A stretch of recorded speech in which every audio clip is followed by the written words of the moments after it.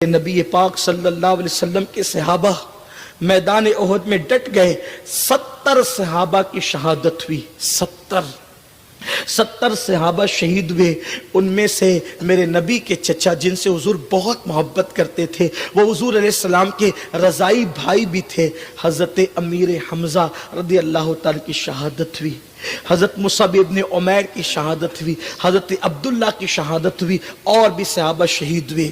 لیکن جب امیر حمزہ کی شہادت ہوئی تو ایک عورت نے امیر حمزہ کی ناک کاٹی, کان کاٹی, ہونٹ کاٹی, انگلیاں کاٹی, اس لیے کہ اس کے بھائی کو, اس کے باپ کو حضرت حمزہ نے بدر میں قتل کیا تھا. تو اس نے منت مانی تھی کہ حمزہ اگر قتل ہوئے تو میں اس کے اعضاء کو کاٹ کے ہار بنا کے پہنوں گی. اس پر بھی بس نہیں کیا, بلکہ حضرت امیر حمزہ کا سینہ چاک کر کے ان کا کلیجہ نکال کر اس کلیجے کو کچا چبایا گیا, اور کلیجہ چبا چبا کر کے تھوکا گیا. یہ 5 وقت کی نماز تب اپنے گھر پہنچی, یہ قرآن تب اپنے گھر پہنچا, یہ داڑھی کا تصور تب اپنے گھر پہنچا. حمزہ کی لاش پہچانی نہیں جاتی تھی, حضرت امیر حمزہ کی لاش پہچانی نہیں جاتی تھی. اللہ کے حبیب روئے اور اپنے پھوپھیزاد سے کہا, حضرت زبیر سے, زبیر تیری امی کو تیرے ماموں کے جنازے پہ مت جانے دینا, بہن ہے نا, برداشت نہیں کر سکے گی, بہت تڑپے گی, اس لیے تیرے ماموں کے جنازے پہ جانے مت دینا. حضرت زبیر نے اپنی امی صفیہ سے کہا, امی تم ماموں کے جنازے پہ نہیں جاؤ گی, دیکھ نہیں سکو گی. حضرت صفیہ نے کہا تھا, زبیر ہٹ, اگر وہ عبد المطلب کا بیٹا ہے تو میں بھی عبد المطلب کی بیٹی ہوں, اتنا ظرف تو رکھتی ہوں کہ دین کی راہ میں قربان ہونے والے بھائی کو خراج پیش کر سکوں. اور جنازے پر گئی اور روتے ہوئے کہا, حمزہ تو نے آخری نبی کے چچا ہونے کا حق ادا کر دیا, اللہ تجھے جزائے خیر عطا کرے. جگہ جگہ سے حمزہ کا لاشا کٹا ہوا تھا. ایک دن میں 3 مرتبہ ڈریس تبدیل کرتے ہو نا. یہ دین کتنی محنتوں سے پہنچا ہے کہ صحابہ کی شہادت کے بعد ان کو کفن بھی نصیب نہیں ہوا ہے, ان کو کفن بھی میسر نہیں ہوا ہے, تب دین ہمارے گھر تک پہنچا ہے. اس دین کو جو غلبہ ملا ہے, اتنی محنتیں ہیں رسول پاک اور ان کے صحابہ کی, ان کی اہل بیت کی, ان کے گھر والوں کی. جب حضرت حمزہ کا لاشا کٹا ہوا پڑا ہوا تھا, حضرت صفیہ زبیر کے پاس آئی, حضرت زبیر ابن عوام کے پاس لگی, میرے بیٹے زبیر, مجھے پتا ہے اس وقت کہ جو شہید ہوئے ہیں نا ان کی تعداد 70 ہے, اور اس وقت ہمارے نبی کے پاس ان شہیدوں کو کفن دینے کے لیے کپڑا بھی نہیں ہے.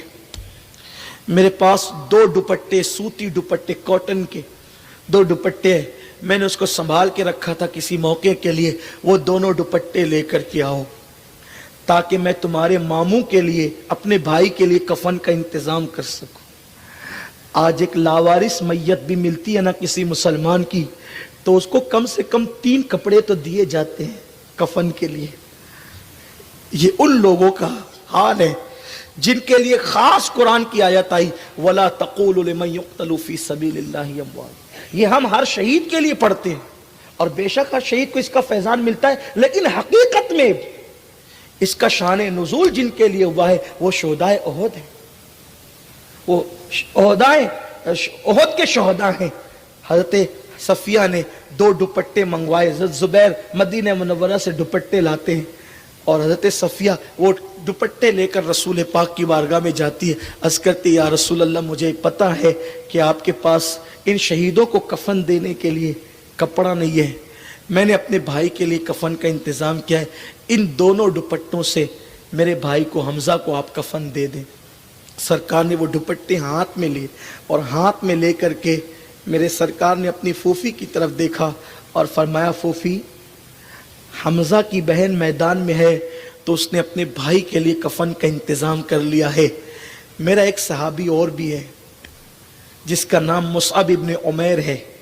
مکے میں اس سے زیادہ قیمتی کپڑا کوئی نہیں پہنتا تھا, مکے میں اس سے زیادہ قیمتی خوشبو کوئی نہیں لگاتا تھا, صرف میری محبت میں اس نے سب کچھ قربان کر دیا. ان کی ماں بڑی مالدار تھی حضرت مصعب ابن عمیر کی. جب یہ مسلمان ہوئے تو ان کی ماں نے کہا محمد کو چھوڑ دے. مصعب نے کہا تجھے چھوڑ سکتا ہوں, نبی پاک کو نہیں چھوڑ سکتا. تو کہا اگر مجھے چھوڑتا ہے تو آج کے بعد تیرا سارا آرام چھین لوں گی, اتار دے کپڑے. حضرت مصعب نے کہا دنیا کا آرام کوئی حیثیت نہیں رکھتا. اتار دیے کپڑے, ٹانٹ پہن لیا. ٹانٹ پہن کر کے آئے. حضور نے کہا پہچانتے ہو؟ اللہ کے رسول صلی اللہ علیہ وسلم نے صحابہ کا پہچانتے ہو, اس کو پہچانتے ہو؟ صحابہ نے کہا یا رسول اللہ یہ عمیر کا بیٹا مصعب ہے. سرکار نے کہا آج میرے عشق میں اس نے ٹانٹ پہن لیا ہے. مدینہ منورہ کے پہلے مبلغ اسلام حضرت مصعب ابن عمیر. مدینہ شریف میں حضور نے ان کو دین کا مبلغ بنا کے بھیجا تھا. ان کے کردار سے اللہ کا دین مدینہ منورہ میں پھیلا. حضور سے پہلے, سب سے پہلے یہ مدینہ منورہ گئے تھے تبلیغ کے لیے. انہوں نے مدینہ منورہ میں محنتیں کی تھی. ٹانٹ پہنا حضور کے عشق میں. تو سرکار کہتے ہیں پھوفی جان یہ میرا صحابی جس نے میرے عشق میں ٹانٹ پہنا تھا, اگر اجازت دو تو ایک دوپٹہ کا کپڑا حمزہ کے لیے اور ایک دوپٹے کا کپڑا جناب مصعب کے لیے. حضرت صفیہ نے کہا حضور آپ مالک و مختار ہیں, میں نے کپڑا دے دیا, اب آپ جو چاہے کریں. سرکار نے کہا لے جاؤ اور ان دونوں دوپٹوں کو دونوں لاشوں پہ ڈال دو. صحابہ کرام نے جب دونوں لاشوں پہ دوپٹے ڈالے تو آ کر کے کہنے لگے یا رسول اللہ سر چھپاتے ہیں تو پیر کھل جاتا ہے اور پیر چھپاتے ہیں تو سر کھل جاتا ہے. یعنی کپڑا اتنا لمبا نہیں ہے صرف بدن پہ ڈالنے کے لیے بھی کہ ہم پورا وجود چھپا سکے. سر چھپاتے ہیں تو پیر اور پیر چھپاتے ہیں تو سر, کیا کرے؟ اللہ کے حبیب نے فرمایا سر چھپا دو اور پیر پر گھاس ڈال دو. اور اسی حالت میں میرے آقا کے صحابہ کو دفن کر دیا گیا. اوروں کو تو کفن بھی نہیں ملا. اب آپ مجھے بتائیں ان محنتوں کا, ان قربانیوں کا ہم نے کیا صلہ دیا ہے, کیا نتیجہ دیا ہے؟ یہی کہ آج ہماری زندگیوں کے اندر دین نہیں.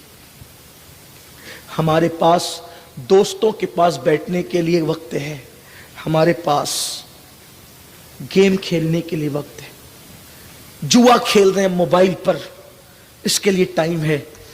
اللہ کی عبادت کے لیے ٹائم نہیں. یہ زندگی کس نے دی؟ اللہ کے احسانات کو یاد تو کرو, اللہ کے احسانات کو یاد کرو. ہمارے پیدا ہونے سے پہلے اللہ نے ہمارے لیے ماں کے سینے میں غذا پیدا کی تھی. وہ خدا جس نے ہمیں چلنے کی طاقت دی, وہ خدا جس نے ہمیں بولنے کی طاقت دی, وہ خدا جس نے ہمیں دیکھنے سننے کی طاقت دی, ہاں جس نے ہمیں خوبصورت بیوی دی, خوبصورت بچے دیے, جس نے روزی دی, کاروبار دیا, سب کچھ تو اس نے عطا کیا. سب کے لیے ٹائم ہے, رب کے لیے ٹائم نہیں, اللہ کے لیے ٹائم نہیں.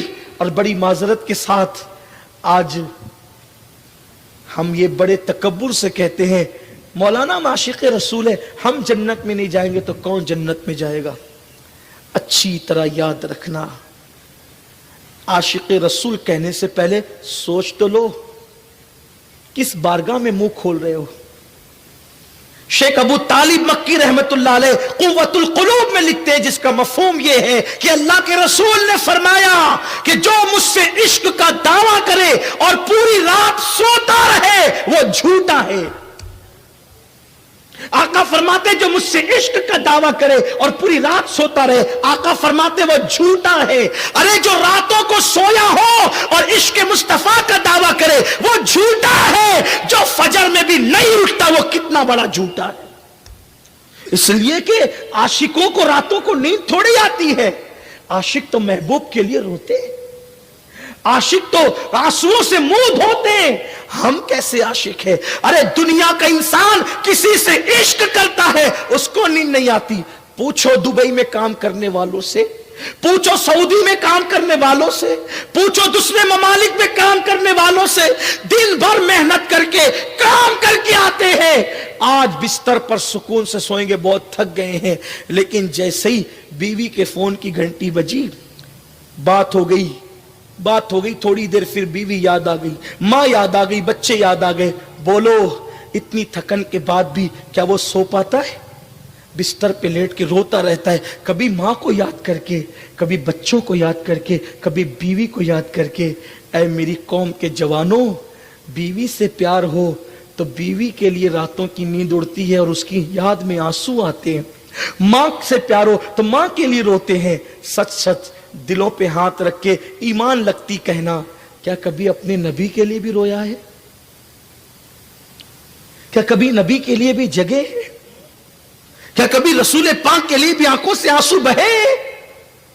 गुनाह करके कहे लगाने वालों, अपने नबी के दिल का सोचो तो सही, उनके दिल पे गुजरती क्या होगी। उम्मुल मोमिनीन अम्मा जान आयशा सिद्दीका फरमाती है कि अल्लाह के रसूल ने फरमाया, जो गुनाह करके हंसते हैं, कहे लगाते हैं, उनको रुला रुला करके जहन्नम में दाखिल किया जाएगा। और जो तन्हाइयों में, रातों की तन्हाइयों में जब सब सो जाते हैं और उस वक्त तो कुछ लोग अपने गुनाहों को याद करके अल्लाह रसूल की मोहब्बत में रोते हैं, ऐसे लोगों को अल्लाह बेहिसाब जन्नत अता फरमाएगा। माल जाने पर रोए, बच्चों की मौत पे रोए, माँ बाप के लिए रोए, क्या कभी अपने गुनाहों को याद करके भी रोया? कभी अपने आका के इश्क में भी रोया? क्या कभी अपने हुजूर की मोहब्बत में भी रोया? क्या कभी अल्लाह की खशियत में भी रोया? नहीं। एहतिसाब करो, ये दुनिया में जो जिंदगी मिली है वो पहली और आखिरी मर्तबा मिली है। इससे पहले हम दुनिया में कभी नहीं आए थे, मर जाएंगे, इसके बाद फिर दुनिया में कभी नहीं आ सकेंगे। मौत की तलवार सर पे लटक रही है, एक एक सेकंड हमें मौत से करीब करता जा रहा है। न मेरी उम्र बढ़ रही है, न आपकी उम्र बढ़ रही है, हम हर वक्त मौत से करीब हो रहे हैं। एक सेकंड काटा जैसे आगे बढ़ता है, हम एक सेकंड मौत से करीब होते हैं। एक घंटा आगे बढ़ता है, एक घंटा मौत से करीब होते हैं। एक दिन गुजरता है, एक दिन मौत से करीब होते हैं। एक हफ्ता आता है, एक हफ्ता गुजरता है, एक हफ्ता मौत से करीब होते हैं। महीना गुजरता है, महीना मौत से करीब होते हैं। अब जिंदगी नहीं बढ़ रही है मेरे भाइयों, जिंदगी खत्म हो रही है। जिंदगी पिघलने वाले बर्फ की तरह है।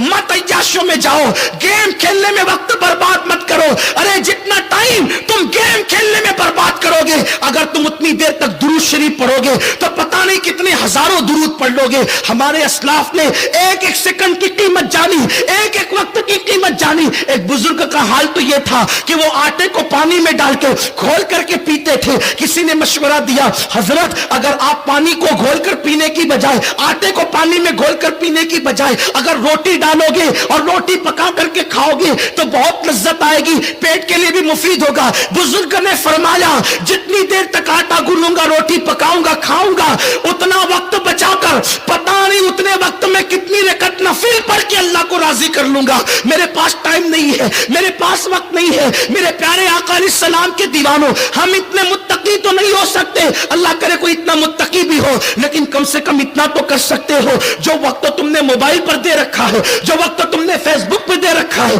जो तुमने लड़कियों की नाजायज दोस्ती पे दे रखा है, कोई काम नहीं आएगा। मेरे भाइयों, जो जायज तौर पे बीबियां बनी है वो भी शरीके हयात है, मरने के बाद उनसे रिश्ते टूट जाएंगे, तो ये नाजायज रिश्ते कब बाकी रहेंगे। अय्याशियां मत करो, मत अल्लाह के गजब को चैलेंज करो, अल्लाह के गजब को चैलेंज मत करो। दौलत की बुनियाद पर अय्याशी मत करो, जवानी की ताकत की बुनियाद पर अय्याशी मत करो। जो अल्लाह ताकत और कुव्वत देना जानता है, वो अल्लाह ताकत और कुव्वत छीनना भी जानता है।